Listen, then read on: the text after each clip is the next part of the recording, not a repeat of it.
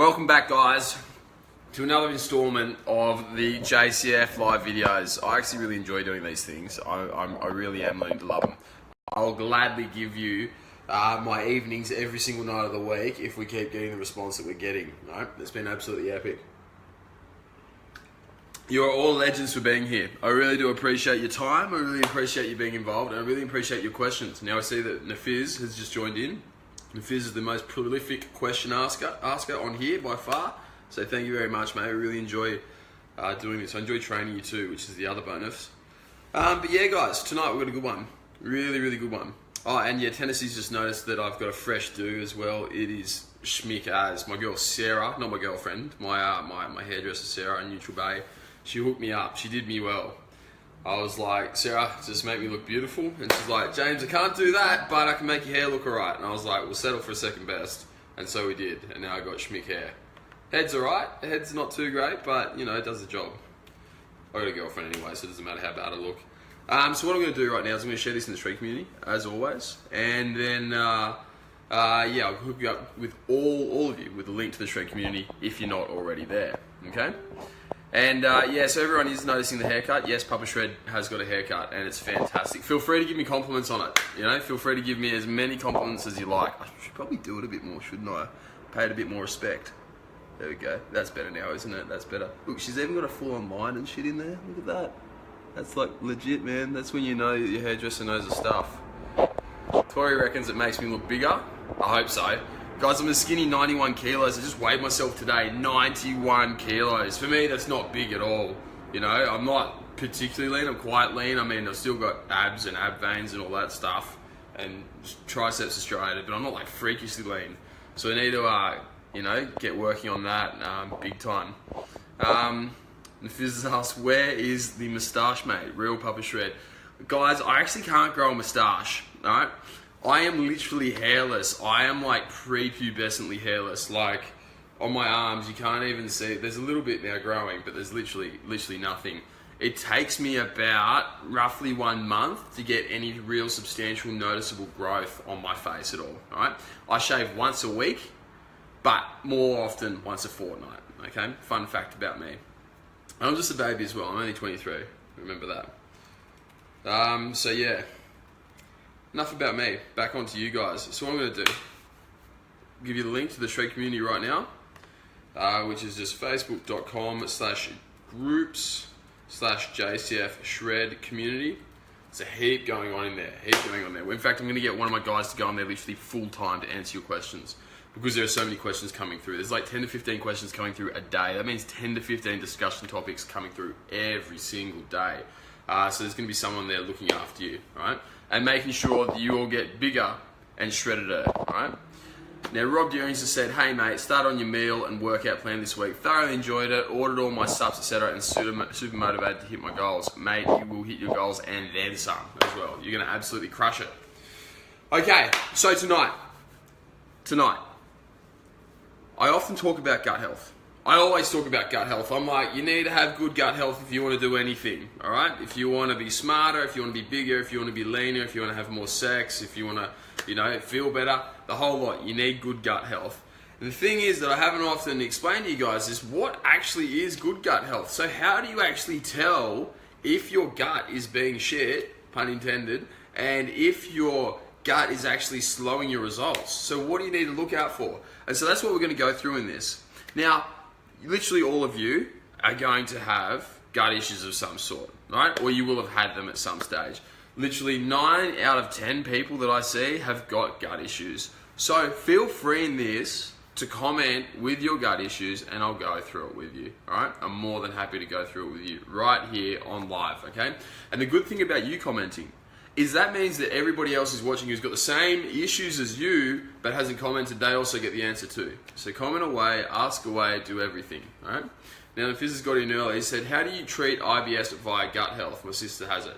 The thing with IBS is you need to find the root cause. So for all of you out there, you need to find the root cause of your IBS in order to fix it. You can take as much glucosamine or fish oil or chondroitin or, you know, gelatin or anything like that as you like. All these supplements to help heal the gut lining. You can take antibiotics, antimicrobials, you know, SSRIs, all this other shit.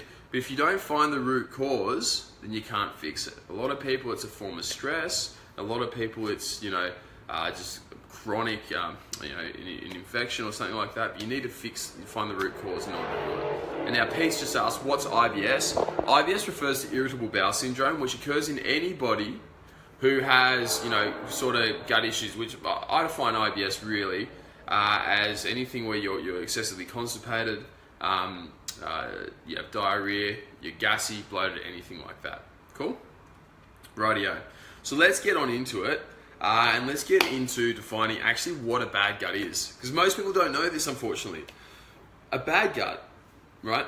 A bad gut is pretty much any gut which isn't working cleanly. So if you get any form of belching, gas, constipation, anything like that, it is not good, all right? That is a bad gut. And so what does it do? So a bad gut, what a bad gut will do to you is pretty much it will inflame you in a big, big way, all right? It will cause chronic inflammation throughout your whole body. You'll notice that if you do blood tests, like all my advanced guys do, you'll have elevated inflammation markers and lowered amounts of testosterone, poor estrogen, and stuff like that, okay? If you have, you'll notice that if you have a bad gut, you get a change in hormones. So basically all your hormones, all the good ones in your body will go down and all the bad ones will go up, and you get all out of whack ratios.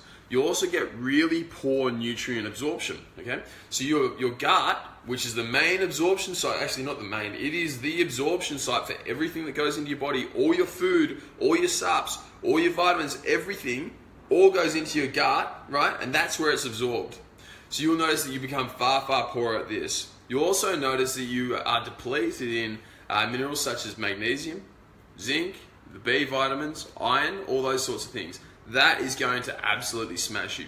Now the big one which we are concerned, which goes in with the 4 things I've just mentioned then, is that when you have a bad gut, your fat loss will go to shit. Like absolutely go to shit. It is not going to be a fun time at all, right? You will not enjoy yourself, right?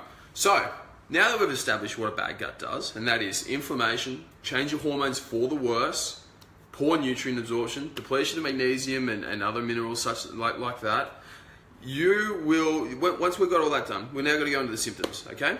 Now, by the way, forgive me guys, I'm a little bit scatterbrained because I just deadlifted really fucking heavy, okay? So I apologize if I do go off track a bit because it will happen. My acetylcholine is in the dumps right now.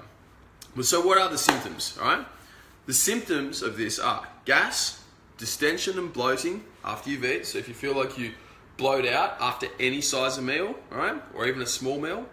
If you're constantly belching or burping, right, all the time.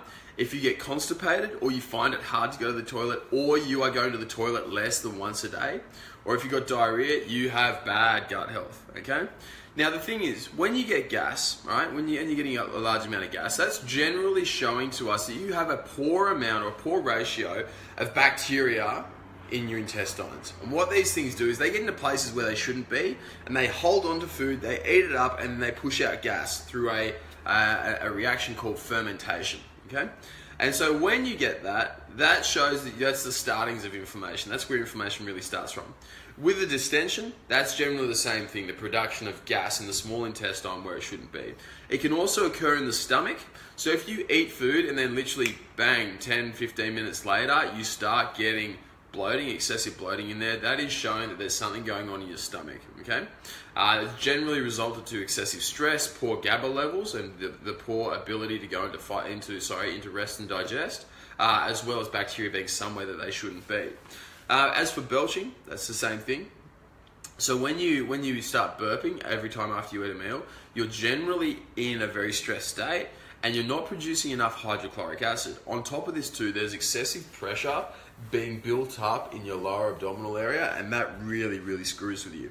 Constipation, that occurs when you have an excessive production of methane in your gut, right, from the bacteria which are there. These bacteria are there in the wrong places, in the wrong amounts, because you're excessively stressed, your gut isn't moving, you haven't got good enough blood flow there. As for diarrhea, these ones this is generally caused by hydrogen-producing bacteria, which are the same. Whether you get diarrhea or constipation, it doesn't really matter. It just shows that you've got a shit gut and you really need to fix it, okay? So some of the symptoms, right? When you do have, one of the symptoms that when you've got a bad gut, some of the symptoms that you'll notice with poor fat loss and poor body composition, right? If you get your blood test done, you'll notice that you will have elevated cholesterol levels and most likely elevated inflammatory markers such as CRP and homocysteine, okay? Pete just asks, has high cholesterol got anything to do with it? Having high cholesterol itself, having high amounts of cholesterol won't worsen your gut health, but what will happen is that when you have poor gut health, you will have elevated levels of cholesterol because your body is damaged and it is inflamed, okay?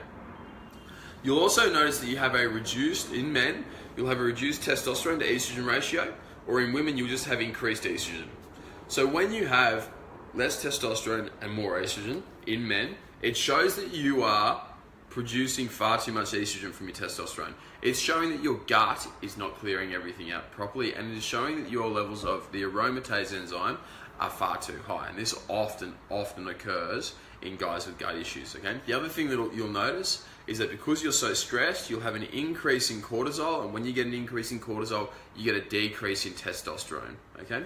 Now, for those of you who don't know, cortisol is the hormone which gives us energy in the morning. It allows us to respond to stress. It allows us to heal inflammation and cell damage in the body. And it allows us to function in times of anxiety really, really well because it prolongs the effect of adrenaline, right? Adrenaline is stuff that gets your heart pumping. Testosterone obviously is the main male hormone which makes you feel manly, all right? And so pretty much when you have a bad gut, you'll see all these things happen. I can tell you guys right now, when I had IBS, my levels were fucked. Like really, really bad. I had high cholesterol. At like 6% body fat, I had elevated levels of cholesterol. I've never had elevated cholesterol in my whole entire life. My testosterone levels were far lower than what they normally were. Far, far lower than what they normally were. My estrogen levels were off the chizang, so way too high. For those of you who know your bloods, my test was in the 20s. And my estrogen was up around 140, 150, okay? So yeah, what you'll notice is that your levels will go all out of whack with the main hormones being testosterone, estrogen, cortisol, okay? In women, things that I see all the time, literally every single time a girl has bad, gut issues, she will always have chronically elevated estrogen, always have really, really high elevated estrogen, okay? And it's not fun at all. So girls, if you have this, if you ever had your bloods checked, comment below and I'll be able to help you out. The next thing which we get, right, which all of us get, is a watery look. So if you look at yourself, okay, and your skin doesn't look really super tight around your muscles and your fat and whatever, that is a sign of excessive inflammation, right? So if you compare me, for example, to where I was 2 years ago. 2 years ago, when I had literally zero inflammation, zero stress in my life, right? Well, not zero stress, but less stress and less burden. I was far, far drier and I looked far, far leaner at a higher body fat percentage. Right now, if I were to have a proper pinch test or whatnot, I'd say I'd still be sitting about 6% out, 6% or so. So I'd roughly be able to do a comp within 6 weeks. But the thing is, I'm holding so much water that I'd need to drop all that out. I'd need to, bloody get on some Cytodrin or something like that in order to get rid of it because I'm holding so much water, right? So much subcutaneous water due to the inflammation, right?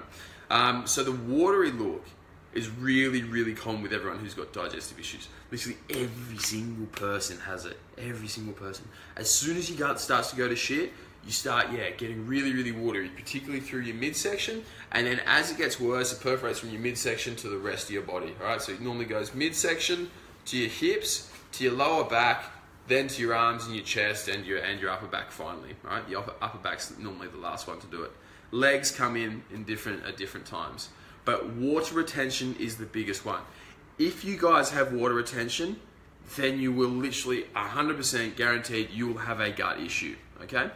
The next thing, if you have a gut issue, you'll notice that you get excessive fat gain on your hips. So you'll find that your arms actually get leaner, they'll also get smaller, but then you'll start gaining fat on your hips. So you'll be cutting down, you'll be losing fat, and you'll be like, all right, my arms are looking good, but my hips and my midsection are looking worse and worse and worse and worse and worse, right? So it's not fun at all, right? So you need to make sure that you're observing this. You need to make sure that you're checking it all the time. Because I've seen that's me come down. Nick Platt, yes mate. If you are getting this excessive fat gain on your hips where everything else is getting leaner, it's your gut. We're going to fix that. We'll fix that for you, Nick. Don't you worry about that. The next one, which you'll notice, when you have a bad gut, every time you go to eat carbs, boom, you'll just bloat out immediately, all right? You'll just chop some carbs down, then bang, bloat out straight away. You feel really super watery. The next thing that you'll notice on top of that is that when you are eating this many carbs, your brain will go to shit too. You'll get really, really brain foggy, and you won't have a good time with thinking whatsoever. You won't be able to, you won't be able to focus on tasks. You won't be able to control, have a good train of thought. None of that is going to work, all right? So you need to make sure that if you are eating a large amount of carbs, that you are digesting well. Otherwise, it's going to send you backwards. If you have a gut issue, generally you will do well on a lower carb diet. I'm not saying a super, super restrictive low carb diet. In fact, some people actually go backwards. One of my girls who's on here at the moment, who'll be watching this, we've actually increased her carbs in order to reduce her gut issues, but she's still not on a massive amount of carbs. She's still not on 150, 200 grams of carbs, where I'd like most girls to be. But yeah, so in order to make sure your gut's working really, really well, you need to have the right amount of carbs used. So you need to have a smaller amount of carbs, but not so small that it does actually, screw with yourself even more. The next one is you'll massively elevate your cortisol, right? You'll notice that your cortisol is through the roof. So if you get a blood test done or a saliva test done, your cortisol will be way, way, way, way too high, right? That's in the early stages. In the later stages of gut issue, you'll actually notice that your cortisol drops through the floor, okay? If you have had digestive issues for a long time and you've never been able to pinpoint it and never been able to fix it, you will then, after a period of time, you'll actually start getting lethargic. So the first year or so that you have it, you'll get anxiety. After about a year to 18 months, you'll then go through the floor. You'll be chronically exhausted all the time. You'll feel like you've got chronic fatigue. Some doctors will probably diagnose you with chronic fatigue, and you'll be up the shit, okay? And so you really, really need to fix that. The reason why this happens is because you're so GABA deficient that you can't switch off, you can't relax, and your body is just constantly trying to pump adrenaline, pump cortisol in order to fight off everything that's going in there.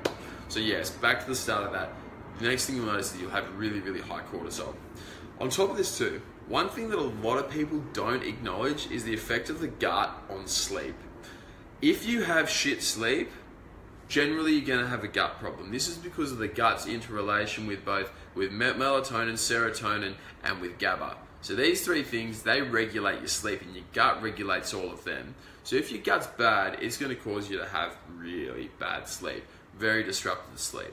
The next thing you'll also notice is that you have to constantly get up through the night to piss. If you have to constantly get up through the night to piss, that's actually a sign of stress, right, in your body and low levels of GABA, and you actually need to fix that up. It's one of the questions I ask a lot of my guys is how many times are you getting up at night to pee? If it's 3 or more times, then yeah, generally it's going to be stress. Kevin's just asked, what about working night shifts? What about working night shifts, man? If you're on nights, you're going to have to supplement certain things in order to improve those levels, such as melatonin. You probably have to supplement melatonin, serotonin, GABA, and inositol in order to fix up with the rhythms. But other than that, man, there's no reason why you should 100% have poor gut health. All right? And guys, that's pretty much it that I wanted to talk to you about. So I'm going to recap right now everything that we've just gone over. So what a bad gut will do to you is, number one, it'll slow your fat loss. It'll most likely slow your muscle gain too. It'll increase your water retention. It'll give you hectic inflammation. It'll change all your hormones. It'll give you poor nutrient absorption, and it'll deplete a lot of your vitamins and minerals such as magnesium, zinc, iron, the B vitamins, all that sort of stuff. Okay. The symptoms of a bad gut are gas, bloating, belching, constipation, diarrhea. They're the 5 main ones, all right? How do you know if you do have bad gut issues? Look at those things, all right? Those 5 are the key. The people who are most susceptible to getting gut issues are you guys on here, because you're all type A personalities. And then on top of this too, anybody who works excessively hard, has a large amount of stress in their life, be it from work, be it from training excessively, be it from, emotional stuff with your parents or your missus or your brothers, your sisters, whatever, all that sort of stuff, okay? The symptoms of, slow fat loss or poor body composition that you'll notice are elevated cholesterol and inflammatory markers, when you do your blood test, that is, reduced testosterone and estrogen, reduced testosterone to estrogen ratio in men, and in women, increased estrogen, so you've got really high levels of estrogen. Furthering on from that, in women, often you'll notice that you will gain excessive amounts of fat and store excessive amounts of fat around your hips and your thighs. The next one is you'll get a very, very watery look. So you constantly feel like it's just jello all through there, even though you're not that fat, and even though you're in a calorie deficit or you're dieting well. You'll get excessive fat gain in your hips, so everywhere else will be shredded, and then your hips will just be, chunky monkey. Very high levels of cortisol, disrupted sleep patterns. On top of all this, one thing that you guys need to remember is that the gut is the king, all right? All these factors down here, such as calories, macronutrients, exercise, diet, supplementation, all that, they all report to the gut. So the gut's the king on the top. You can have great calories, you can have great macronutrients, you can have, great supplementation and great diet, but if you've got a bad gut, it's never ever going to work. It's like having, I don't want to get too political here, so I'll be completely apolitical, but it's like having, it's like having Donald Trump up the top, all right? And you're having all his advisors down the bottom. Donald Trump is gut health, although in some people's eyes, this might be a bit insulting to gut health. You got Donald Trump up here. Now, even if all his advisors are doing a good job, if Trumpy goes and tells Kim Jong-un to go fuck himself, just bomb us anyway, I don't give a shit, then, it doesn't matter what these guys say, Trumpy still has the final say. On the other hand, if Trumpy listens to all his advisors and they're like, nah, probably don't tell him to go fuck himself, he's like, all right, fair enough, I won't tell Kim Jong-un to go fuck himself. I would, you're generally going to have a better outcome, but it's only up to here. So this is the same thing, all right? With gut health. Gut health is the main thing. It is your number one. If you have good levels of supplementation, you got your calories right, your macronutrients right, your exercises, all that's great, but your gut health is shit, doesn't matter. Gut health overrides the lot, all right? Now, if you have everything else sweet and your gut health is sweet, you're on, all right? And you're going to do very, very well with your fat loss, okay? If you are in a calorie deficit, if you are watching your diet, if you are watching your exercise, okay, you will notice that if you have a gut issue, you will not progress. If you're watching all that and your gut's fine, you will progress really, really well, okay? Anyway, Dan Lanes just said, I thought Papa Shred was king. Papa Shred is king. Papa Shred is always king. I like that. Rightio. Now we've got a fuckload of questions in here, guys. Keep them coming as well, because there's going to be a heap of really, really good ones about this. And no doubt, I'm going to have skipped over something that you guys want me to answer. So make sure you put your questions in. Here we are. Graffy has just said, big fella, started feeling nauseous today. Something's telling me I may need to change up my diet. Not that excited about this week's meal selection. Guys, if you're feeling nauseous, all right, and you're not feeling that great, number one, you need to make sure your sleep's working well. But if you're feeling nauseous and your sleep is good and your stress is quite good, you need to seriously consider what's going on. The most common thing that makes people feel nauseous is a high-fat diet when having poor levels of hydrochloric acid and bile and poor levels of bile acids. So you need to make sure that your liver health is really good, and you need to make sure that you have enough hydrochloric acid in your stomach, so via apple cider vinegar or betaine HCl, okay? Diane has just asked, is there a test we can do in Australia to test the gut biome? Yes, there is, mate. It's called a comprehensive digestive stool analysis, and it's actually not that great. I've had a few people use it, and have used it myself, and according to some of the top gastroenterologists in Australia, it's very, very inaccurate, very, very hit and miss. So yes, there is one. If you want to do it, go for it, that's your call, but I think it's a little bit primitive at the moment, okay? Even though I was very, very excited about its potential, it has let me down. Brian's just asked, hey mate, could bad gut health affect your skin, make it flare up, spots, etc.? Fuck yeah, dude. Fuck yeah, massively. I didn't even get time to touch on that. That's a really, really good question, Brian. Gut health in the skin. So there are a heap of these things which we call axes or axes, right? We've got the gut-brain axes, we've got the gut-skin axes, we've got the gut-gonads axes, everything. And what these things are is these are interrelations between certain parts of your body. Because remember, your whole body is related and your whole body is interconnected. Now, when you have bad gut health, you get large amounts of inflammation everywhere, okay? On top of this too, part of the detoxification of the shit that comes through actually goes through your skin, or so I've been told. That's not my area. But one thing I'll tell you, when you have a bad gut and your body's really, really highly inflamed, you will always break out, okay? As soon as I eat something wrong, bang, I'll break out my face. I generally break out when I've got a bit of a beard, like a little bit of man fluff along here. I'll if I have a bit of man fluff and I eat something wrong, I'll get a couple of pimples along just there. I'll also get some around the back of my neck when I'm not eating particularly well, or I eat something which is not so great. Okay, so yeah, dude, 100% bad gut health will affect your skin.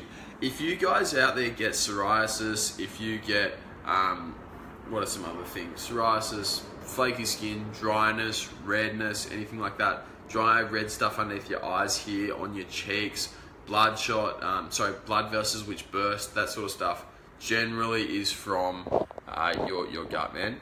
If you fix your gut, you'll notice your skin gets massively better. The other thing too that you'll notice is that when your gut's bad, you'll actually start getting pimples and shit down the sides of your arms, like there, right through there, okay? Could be for many reasons, but yeah.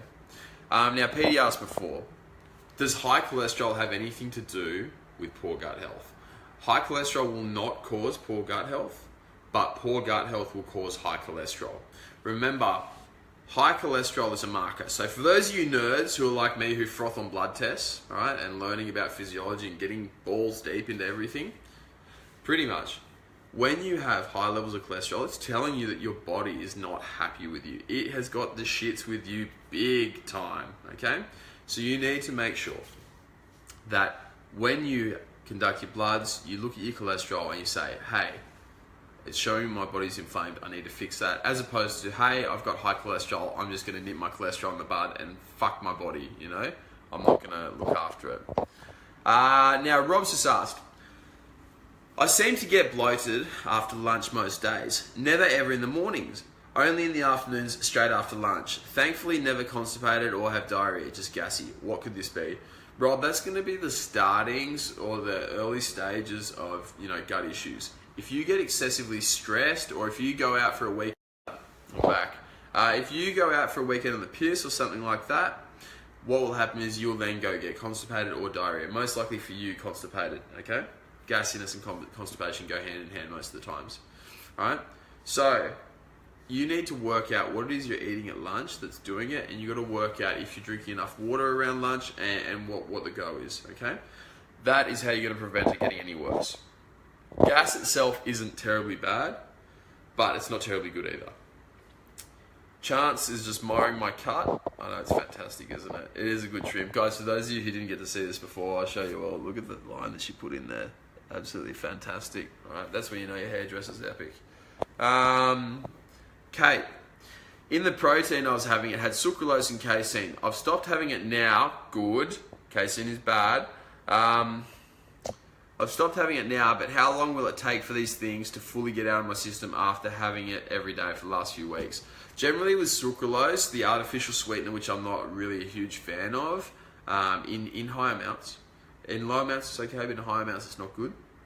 Sucralose is normally in your gut for about 72 hours, so 3 days, and then after that it clears out. Having the casein, that'll go within really 24 hours. And so after that, you won't have any of that stuff sitting in your gut, but the damage will still be there, and we've just got to fix it, okay? So maybe it'll take a week, maybe it'll take 2 weeks, maybe more, who knows? But for you, look, I'm saying 2 to 3 weeks before the effects of those things are completely gone. Dan Lane, when I eat heaps of veggies and chickens, I get gassy.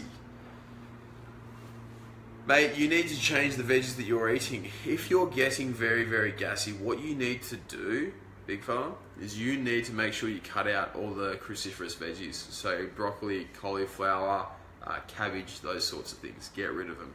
On top of that as well, right? We're going to need to you're going to need to look at your neurotransmitters and make sure that they're on point, right? Diane has just asked, face water retention.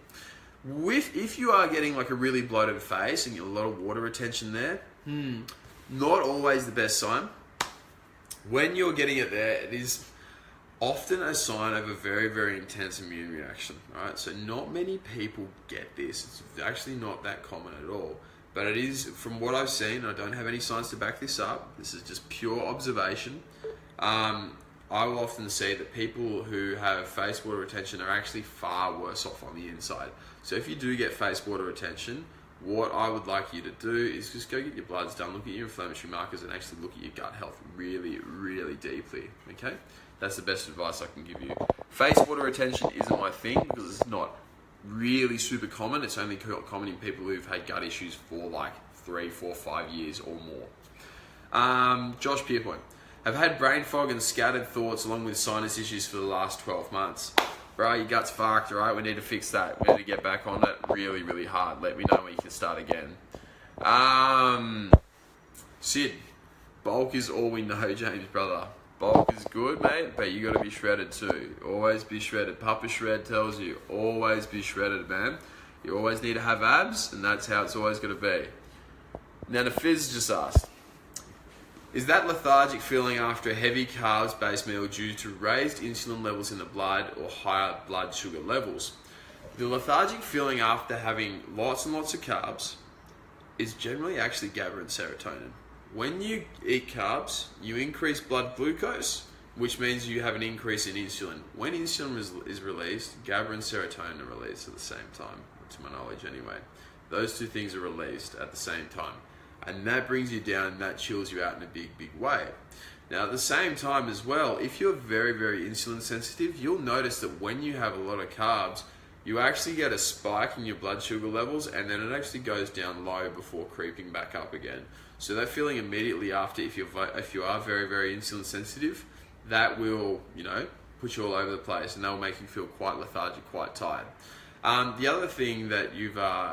Actually, no, they're the two. I'll stick with that tonight.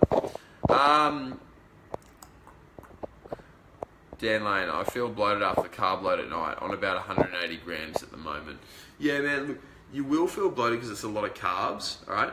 You've got to work out whether you're getting like super, super gassy afterwards. That's a really big one.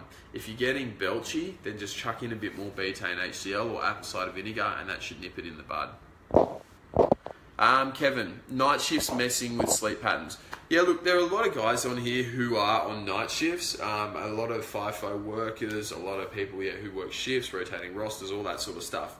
Guys, with your sleep patterns, okay, they're never going to be optimal because we're not meant to be awake at night, right? That's simple, right? We're meant to be awake during the day and sleep at night. That's how all our hormones are regulated.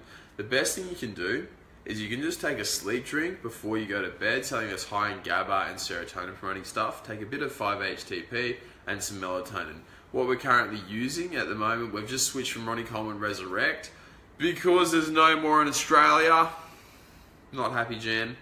So we're just switching over from Ronnie Coleman Resurrect over to Delta Zone, I think it is, right? Which is another one which actually has melatonin in it. Sneaky, sneaky. So yeah, you want to make sure that you're getting a good sleep drink in, man, and you want to make sure that you're getting a lot of GABA and serotonin in before bed. Carla, I have IBS. Any tips? Number 1, Carla, get it fixed. Number 2, I'll get one of the boys to get in touch with you so that we can actually fix it up because we can fix IBS very, very quickly within just 8 weeks, okay? The other thing that I'd recommend is if somebody recommends that you go on a vegetarian diet or a vegan diet, don't fucking do it, okay? And the other one on top of that is drink more water.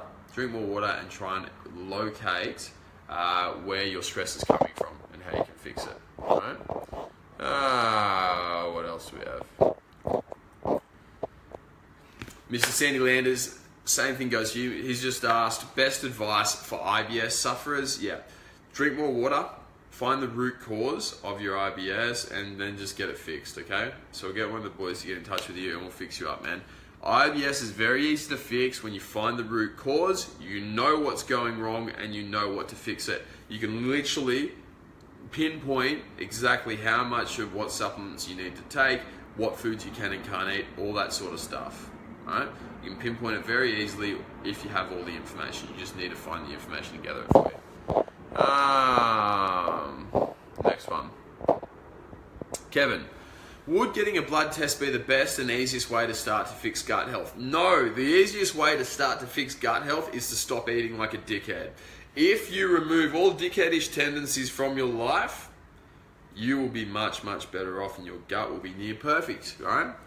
On top of this too, if you start taking small amounts of GABA or GABA increasing supplements, your gut will dramatically improve.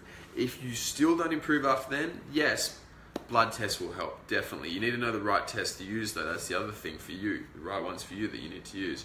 And then from there on in, your heaps of other tests which we can use in order to pinpoint what needs to happen with your gut health. But in general, not eating like a dickhead, alright? Eating smart, supplementing well, you'll be fine. Kath, you legend. Kath has just asked, while trying to improve gut health, how can you tell week to week that you're losing fat and gaining muscle? Because my measurements seem to be stagnant. You can't. Alright, that's one of the best mindfucks of gut health, is that you will feel like you're not improving at all, and then all of a sudden the water weight starts dropping away, and then you'll end up being really lean. You're like, oh fuck, how did I get here? And it's fantastic, it's a really good thing. So when you've got bad gut health, you often don't see linear progression. In fact, with bad gut health, you see this, and then your gut starts to get good, and bang, up here. And that's how it goes. So normally you won't see much improvement over about 6 weeks. It's very rare. I'm very impressed when it happens because I don't expect it. But yeah, you don't expect to see any big improvements until your gut's getting back to that 85 to 90% range, which for my guys takes roughly 8 to 12 weeks. And then bang, your results go through the roof. Jaden. Throughout the day, well today especially, I don't feel bloated, but as soon as I have my protein shake at night, I start feeling quite sick and really bloated. I'm sure it's not the ingredients, so I don't know what else it could be. Jaden, if you are having a protein shake, and then only after that protein shake are you feeling sick and bloated, probably it's going to be the protein shake, so we need to change up what's in it, or just cut the shake, okay? The other thing too, is you need to make sure that you're sitting up nice and right. Guys, a lot of people, and this goes for Jaden as well, they feel a bit crook when they drink large amounts of fluid. And the reason for this is because you're bent over and you're actually hunched over. So your spine's hunched in like this, and you're actually bent over. When you do that, you actually cramp on your stomach, and you don't. When your stomach isn't allowed to expand properly, it pretty much makes you feel crook, right? Very often. So you need to fix that one up. Aaron. Papa Shred, what are the best ways to fix gut health? Once again, don't eat like a dickhead, alright? The biggest one is to not eat like a dickhead. If you don't eat like a dickhead, you'll get good results, generally 90% of the time, alright? The big one. The other thing too is to increase the amount of GABA that you take, reduce your stress, sleep well, all those sorts of things. The Fizz, can you please link the Ronnie Coleman Resurrect replacement supplement, alright? Need to restock. We'll send out, we'll put it up in the Shred community and send out a bulk email to every single person who is with us, okay? You'll get the link to it. It is called Delta Zone, by the way.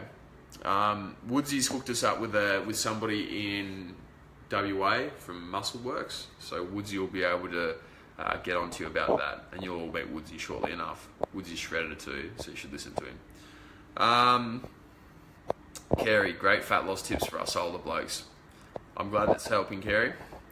Callum, can I exchange food for beer and lose weight? Callum, if I asked anybody in this group, is it a dickheadish thing to do to exchange food for beer, right? What would you say? Let me know your answer, and then I'll tell you if your answer is right or wrong, and whether you can exchange food for beer and lose weight.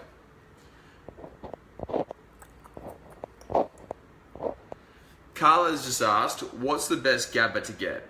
The best GABA to get is literally any, it doesn't matter, alright? Just get GABA, it's GABA, gamma amino butyric acid, okay? You can buy it from iherb.com. I've got an iHerb discount. I'll post it up in the Shred community. Get amongst it if you aren't already. And pretty much, yeah, you can just take a bit of that every single day. The other thing you can take is the Delta Zone. All right, that stuff's good, and that'll help you sleep and improve your GABA levels, improve everything. Okay, so that'll help a lot. Alrighty, now I've got a couple of questions from the Shred community, which I'll jump into right now.